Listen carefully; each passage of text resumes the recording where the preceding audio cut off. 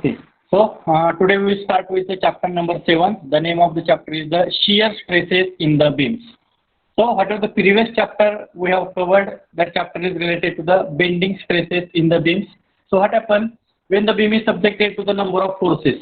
So maybe the beam is subjected to the point load, sometimes beam is subjected to UDL, sometimes beam is subjected to UVL, then the beam is subjected to the couple. So there are so many forces are applied and the forces are varying from section to section. That means at the left side, the point load is applied, then at the center, maybe UDL is applied, then at the right side, one more point load is there or the UVL is. That means from section to section, for 1 meter length, another load is there. For remaining 1 meter length, another load is there. For remaining length, another load is there. That means whatever the forces we are applying on that particular beam, that forces are varying from section to section, due to which that particular beam is subjected to the shear force and the bending moment. So whatever the chapter number 5 we have discussed related to the SFD and BMD. Chapter number 5, whatever we have discussed, it is related to the SFD and BMD, in which we have done the calculation of shear force, we have done the calculation of bending moment, and both the calculations we have represented in the form of diagram, that is SFD and BMD. Then after that we have discussed about the bending stress calculation, in which when the beam is subjected to the force, the bending of the beam is taking place in the downward direction. Means that beam is comes under the bending moment. So based on that we have discussed about the 4 standard cases, that is simply supported beam with point load, simply supported beam with UDL, similarly cantilever beam with point load and cantilever beam with UDL. So for these 4 standard cases we are having the 4 bending moment formulas, and based on this particular bending moment formula and the bending stress formula, M upon I is equal to sigma upon Y is equal to E upon R, we have calculated the bending stresses in the beam in the form of sigma T and the sigma C. But what happens when the beam is subjected to the number of forces? The beam is subjected to the shear force, means if the beam is subjected to the shear force, due to that shear force, the shear stress is also induced in that particular beam. Means due to the common force, beam is subjected to the shear force as well as bending moment. Due to the common forces, the beam is subjected to the shear force and bending moment, and during bending moment calculation, we have considered effect of shear is equal to 0. We have discussed one concept, pure bending concept. Pure bending means the beam is subjected to the pure bending only, where the effect of shear force or effect of shear is totally neglected or it is equal to 0. But due to the same force, as the beam is subjected to the shear force, means the same beam is subjected to the shear stresses also. In the last lecture, in the last chapter, we have calculated only bending stresses, where the beam is subjected to the bending moment by using the capital M. We have calculated the bending stresses. Now, in this particular chapter, we have to calculate the shear stresses induced in the beam. Why shear stresses are developed? Because at each and every point, the value of shear force is different. Means we are calculating the reactions RA, RB, then at some center points are there, some point C is there, point D is there, point E is there. So to each and every point, we are calculating the shear force. If we are calculating the shear force at that particular point, means we can say that at that point, the shear stress is also developed. And now, in this particular chapter, we have to calculate that particular shear stresses. Okay, so this is the basic requirement of the shear stresses. Now, in the last chapter, during the bending stress calculation, the effect of shear is totally neglected. Effect of the shear is totally neglected, means whatever the shear force is developing during bending moment, we are making it equal to 0.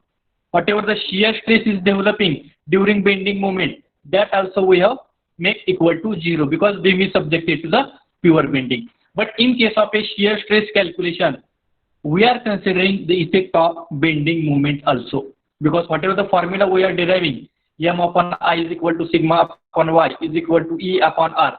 This formula, bending stress formula, we are using in chapter number 7 for further derivation.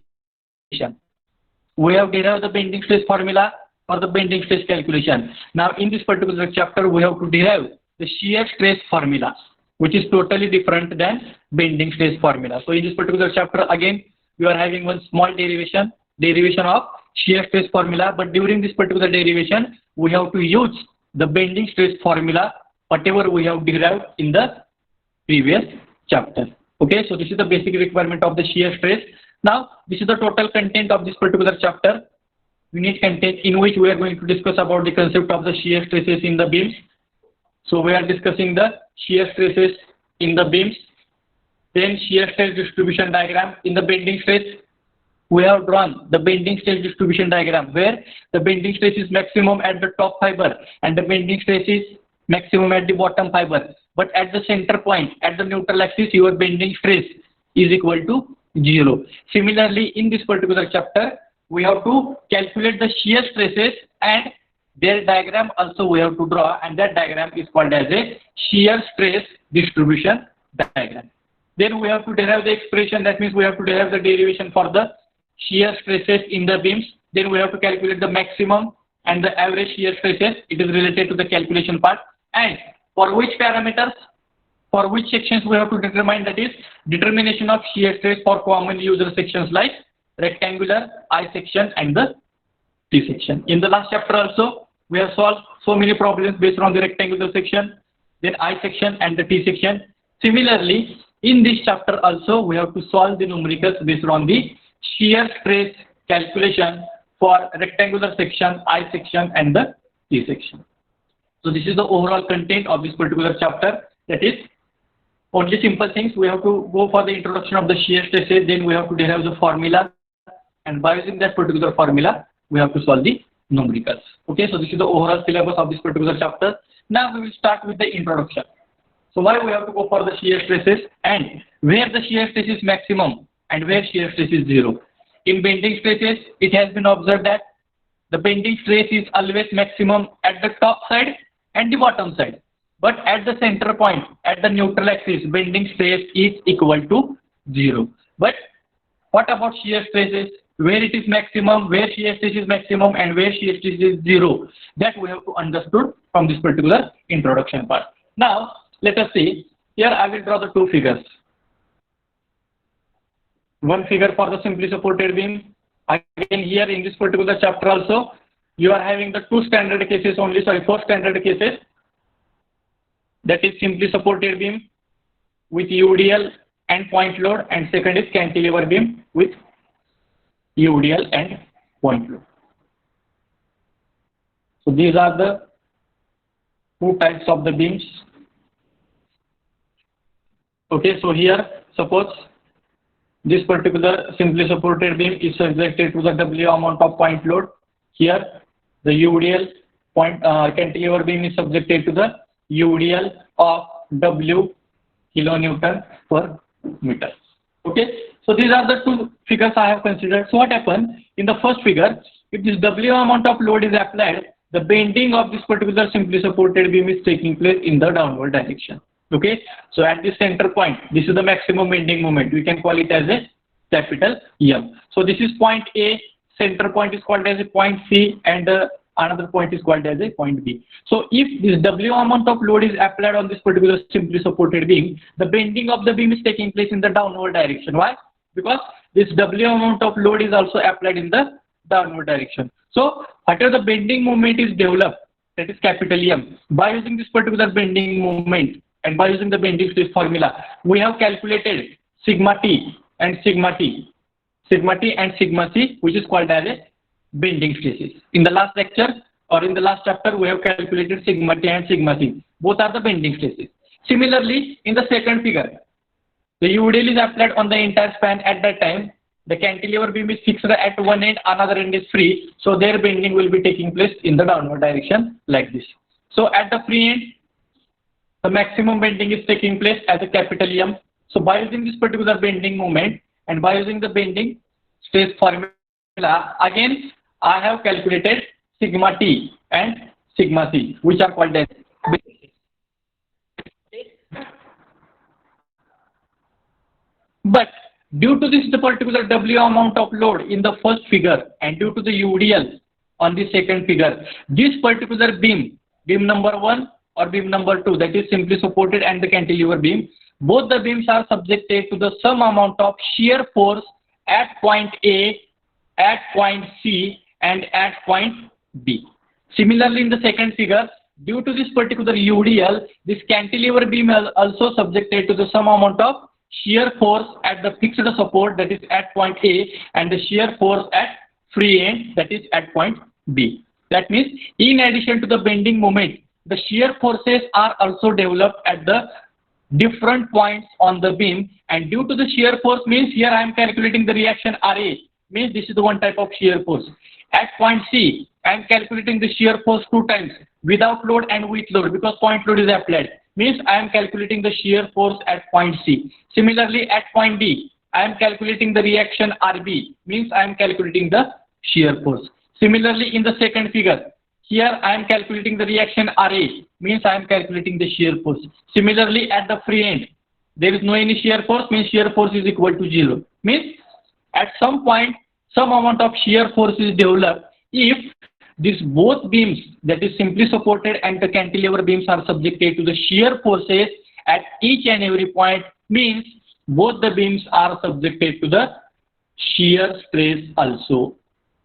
Both the beams are subjected to the shear stress also, which is called as a tau, and that shear stress value now we have to calculate in this particular chapter. The shear stress is indicated by tau, and that shear stress I have to calculate it for the simply supported beam and for the cantilever beam. So this is the basic requirement of the shear stress calculation. Okay, this is related to the shear stress calculation. We are having the standard formula to calculate that particular shear stress. That derivation we will discuss afterwards. Now only you have to understand that when beam is subjected to the bending moment as a capital M, at that time I am calculating the sigma T and sigma C. I am calculating sigma T and sigma C, which are called as the bending stresses. But whenever I am calculating here, sir आवाज खरखर का आलाय sir. yes, आवाज खरखर आलाय sir. okay. Whenever I am calculating the shear forces, by using that particular shear force value, I have to calculate the shear stress induced in the beams.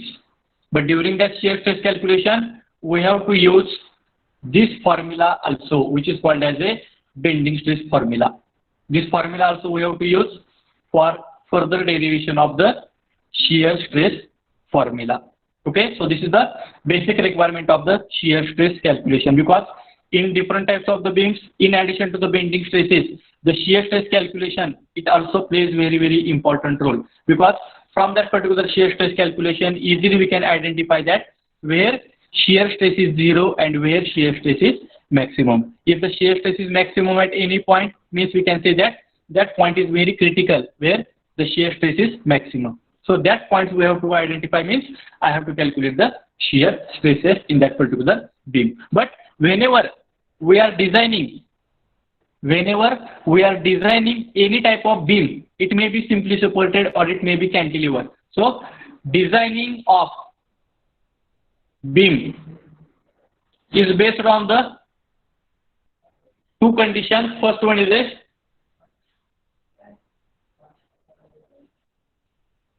bending stress calculation, and second one is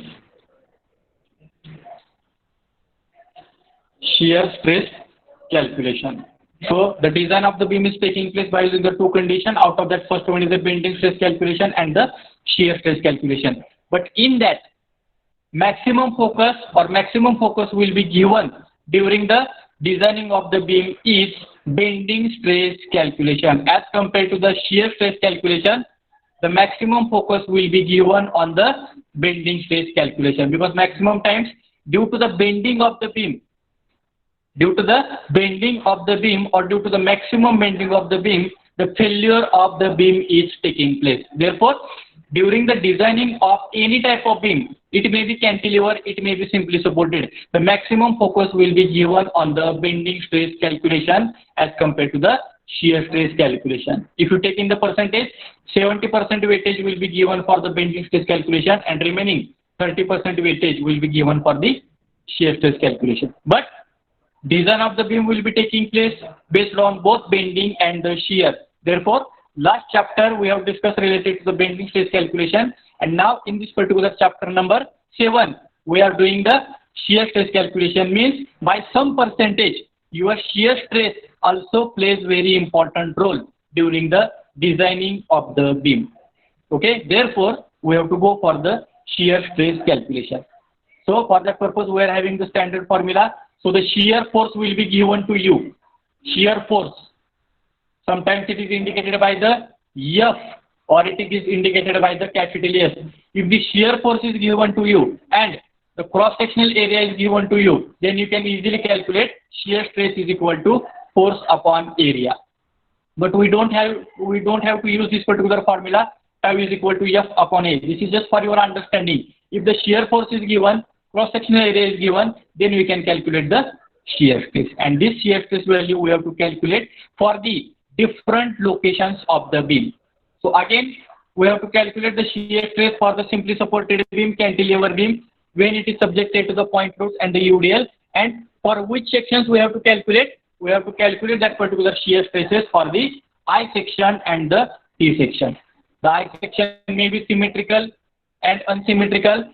The T section, maybe it is simple T section or the inverted T section. So for indicating purpose, for explaining where shear stress is 0 and where shear stress is maximum, for that purpose here I have drawn the two figures. That is, first figure is called as a symmetrical I section and second figure is called as a T section. Let us assume that this is the neutral axis. For the I section, this is the neutral axis of this particular beam. Similarly, for the T section, this is the neutral axis of the T section.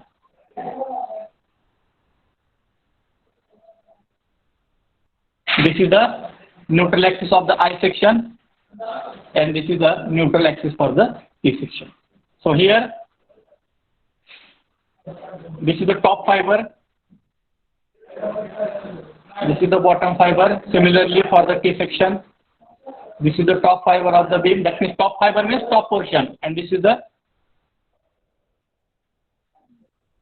bottom portion of the beam. How the neutral axis have to be calculated means we are calculating their y-bar distances. Y-bar distance from the top side and y-bar distance from the bottom side. Similarly, for the T section, here I am calculating y-bar distance from top to neutral axis. Here y-bar means bottom to neutral axis. In both the chapters, it may be bending stress, it may be shear stress. This y-bar distance means we have to represent the position of neutral axis from the bottom side. Initially we are representing or we are calculating the y-bar from the bottom side, and remaining y-bar we are representing by the total height, subtracting this y-bar from the total height. Therefore, in both the chapters, y-bar calculation is very, very important. Now, in the bending stresses, we have drawn the stress distribution diagram like this. Let us see. Okay, so this is for the I section.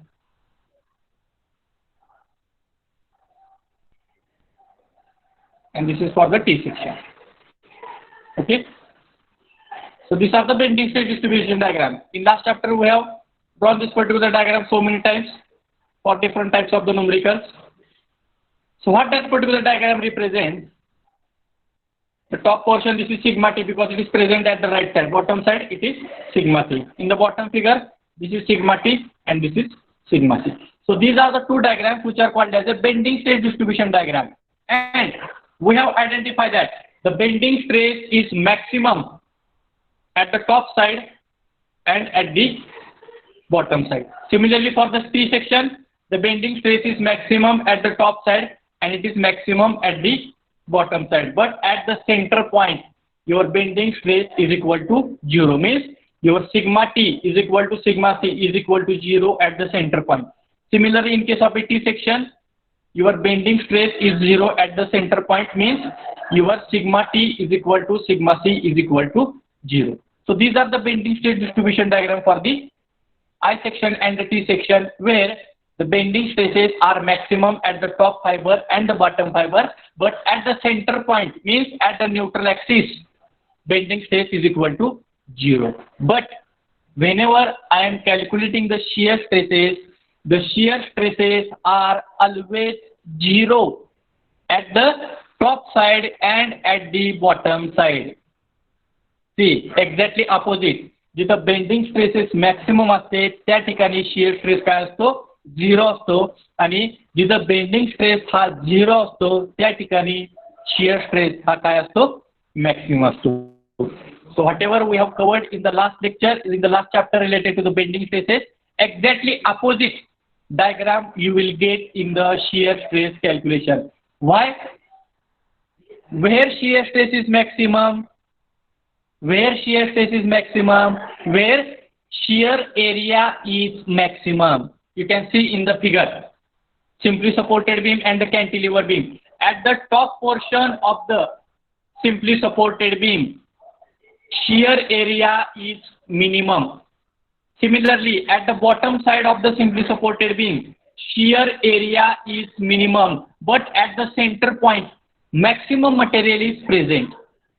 At the center point, maximum material is present means at the center point, shear area is maximum. Similarly, in case of a cantilever beam, at the top side, shear force is minimum, at the bottom side shear force is minimum, but at the center point the shear area is maximum. If the shear area is maximum at the center point or at the neutral axis, then I can easily say that the shear stress is also maximum at the center. Therefore, if I have to draw the simple shear stress distribution diagram for the I section, so it will be like this. So from this particular figure, I can easily say that the shear stress is maximum at the center point. You can see this is the tau max. This is the vertical line. From this particular vertical line, at the center point the shear stress is maximum, but at the top point you can see here tau is equal to 0. At the bottom side tau is equal to 0. Similarly, in case of a T section, again you will get the figure like this, that is tau is equal to 0. At the bottom side tau is equal to 0, but at the center point the shear stress is always maximum, and this shear stress tau is equal to shear stress. Tau is called as a shear stress. And if you compare both the bending stress distribution diagram and the shear stress distribution diagram, in bending stress diagram, bending stress is maximum at the top fiber and the bottom fiber, but in case of a shear stress distribution diagram, the shear stress is 0 at the top side and at the bottom side. In bending stress distribution diagram, bending stress is 0 at the center point or at the neutral axis, but in case of a shear stress distribution diagram, the shear stress is maximum at neutral axis. Why? Because at the top side and at the bottom side of the beam, shear area is very, very less, and the shear area is maximum at the center. You can see this particular simply supported and cantilever beam. वरच्या portion पेक्षा आणि खालच्या portion पेक्षा जर आपण सेंटरचा जर आपण विचार केला तर सेंटर पॉइंटला तुमचा शियर एरिया काय आहे, मॅक्सिमम आहे. शियर एरिया मॅक्सिमम म्हणजे काय, मॅक्सिमम मटेरियल हे सेंटरला प्रेझेंट आहे. Similarly in case of A cantilever beam, the maximum material is present at the center point. Material is maximum means shear area is maximum at the center point. Mug area जर तिथं maximum असेल तर त्या centre पॉइंटला shear stress पण काय असणार आहे, मॅक्सिमम असणार आहे. Okay, so that's why here you will get the two different figure for the bending stress distribution diagram and the shear stress distribution diagram. Therefore, please keep in mind, once again I am repeating that sentences. The bending stress is maximum at the top fiber and the bottom fiber, but bending stress is 0 at the center point or the neutral axis, because at the top side and the bottom side the maximum bending is taking place. At the top side and the bottom side the maximum bending is taking place. If you look at to this particular part, here I will draw how the bending is maximum. This is the beam, maybe simply supported beam, and if their bending is taking place like this,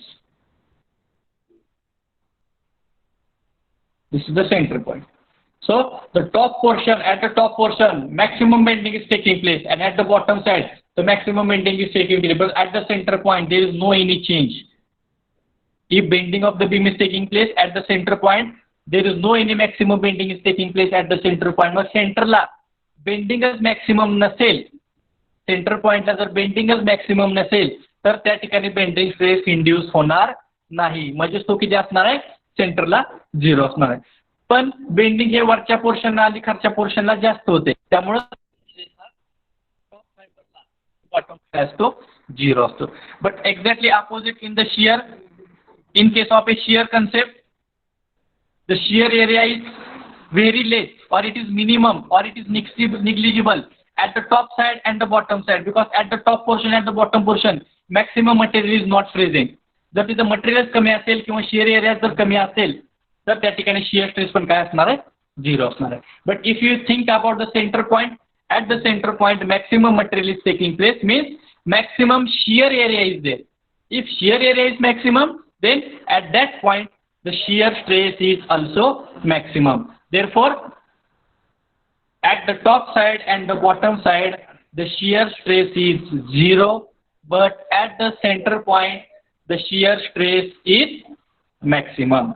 So, and both the concepts you can identify by using this particular figure, where bending stress is maximum, where bending stress is 0, where shear stress is maximum, where shear stress is 0. Okay, so this is about the basic difference between the bending stresses and the shear stresses. Okay, just wait for the 1 minute.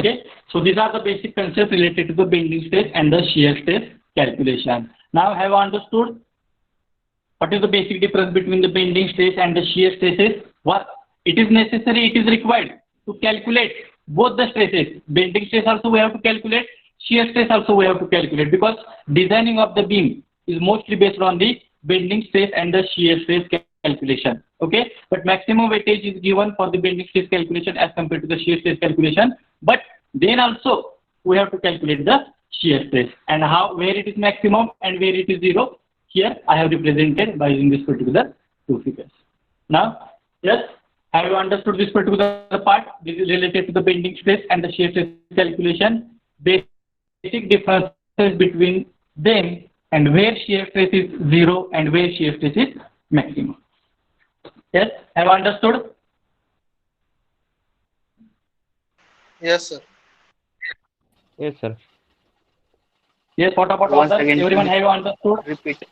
How shear stress is maximum at the center point? It is very important. How the shear stress is maximum at the center point and how it is 0 at the top side and the bottom side. Therefore, your shear stress diagram is totally different.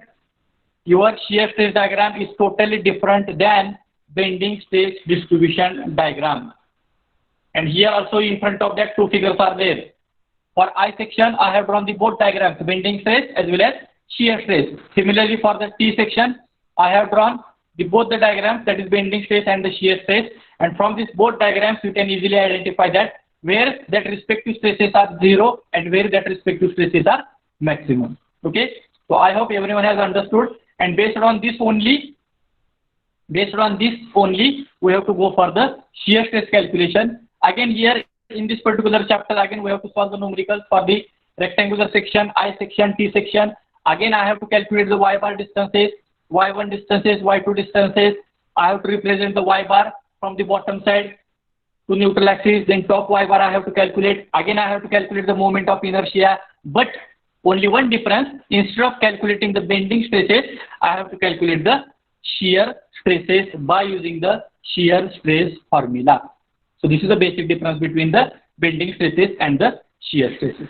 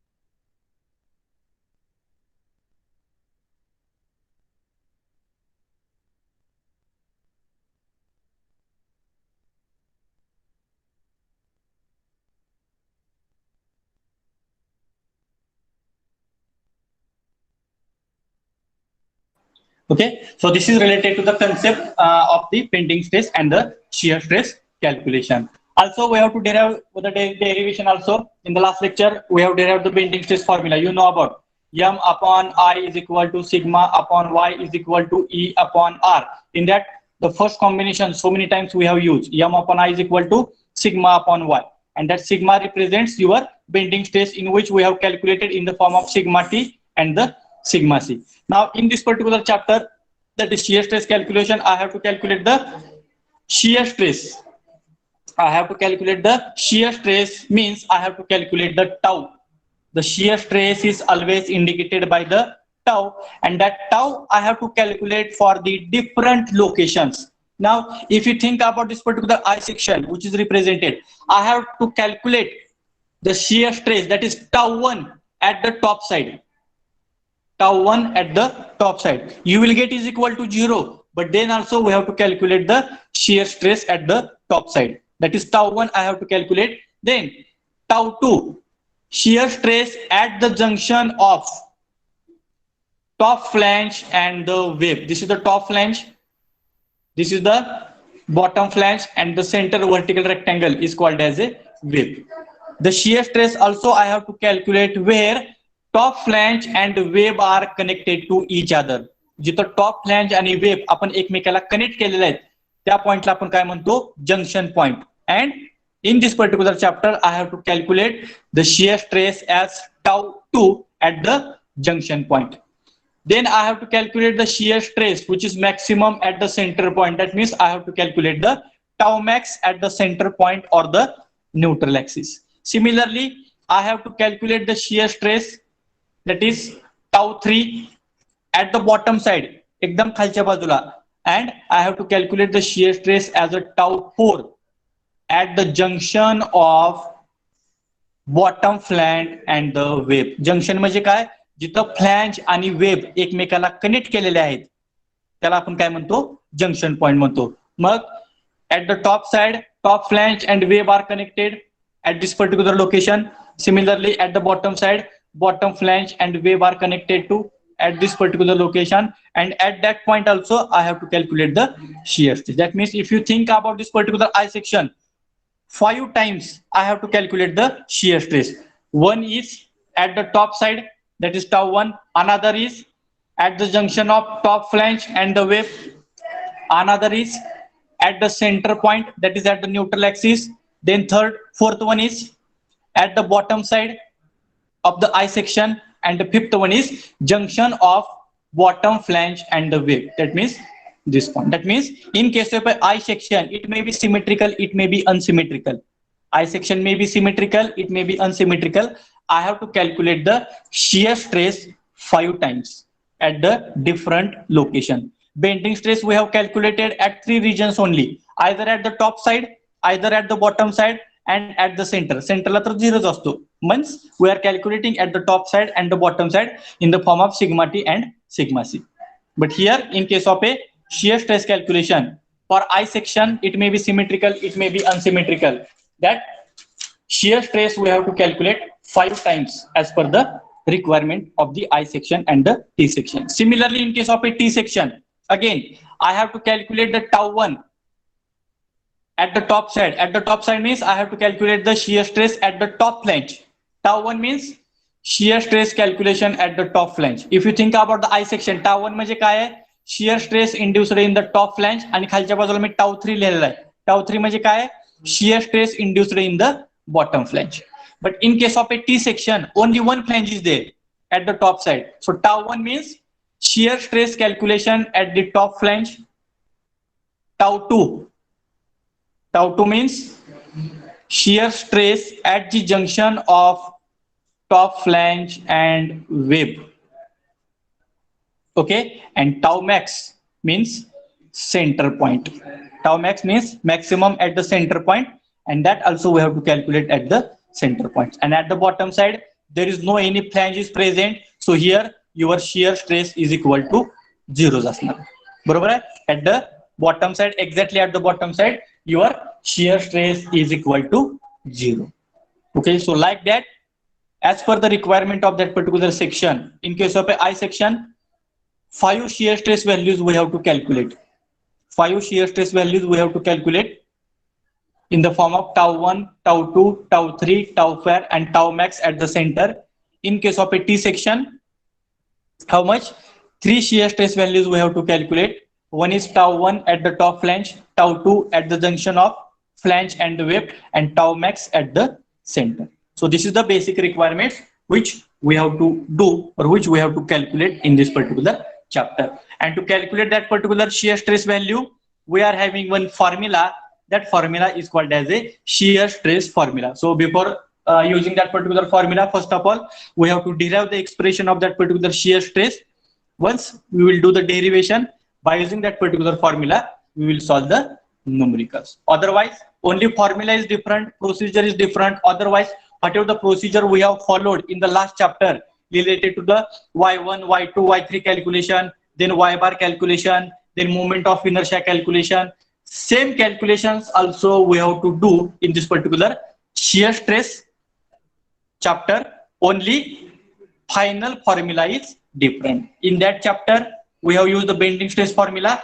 In this current chapter, we have to use the shear stress formula. Okay, so this is basic related to this particular chapter. So in this particular chapter, we have discussed about the basic introduction part. Why we have to go for the shear stress calculation?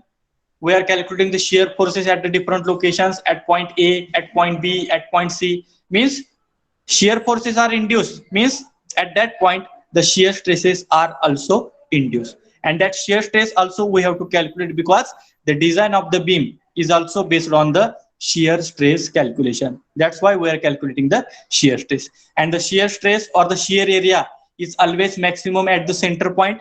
Therefore, your shear stress is also maximum at the center point. But that shear force, shear area, shear stress is zero at the top side and the bottom side, which is exactly opposite to the bending stress calculation. So if you understood this particular two stress distribution diagram, bending stress distribution diagram and the shear stress distribution diagram, through these both diagrams, we can easily say that where bending stress is maximum, where bending stress is zero, where shear stress is maximum, where shear stress is zero. Okay, so this is related to the introduction related to the shear stress calculation. Their important things, where it is maximum, where it is minimum. Also, we have discussed about the shear stress distribution diagram. Okay, so this is related to the basic introduction. Okay, so with this, today we will stop here. In the next lecture, we will derive the derivation first, and then we will solve the numericals. Okay.